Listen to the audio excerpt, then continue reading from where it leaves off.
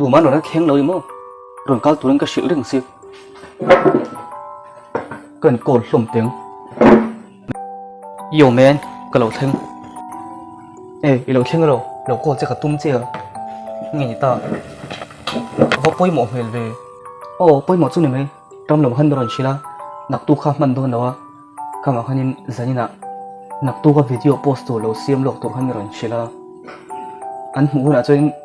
với anh điểm chút你最近点xiêm thôi nào thật sự lẩu đấy áo về mấy nào thì hàn cồn xin là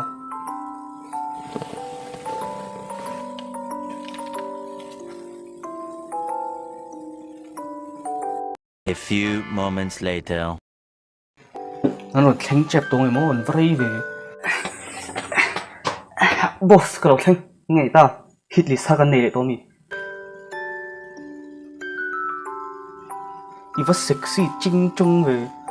너랑 꼴 về hàng rồi calma chật xuống thì rồi tên về để tôi mi trông ngoái mi xí lo trông thế đâu mi 你侬讲冇错，我得别背了。咁多，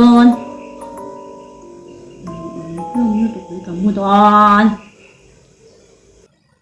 à ni xiêm này lâu mấy không lái tổ xí cần đắp lột thủ luôn nha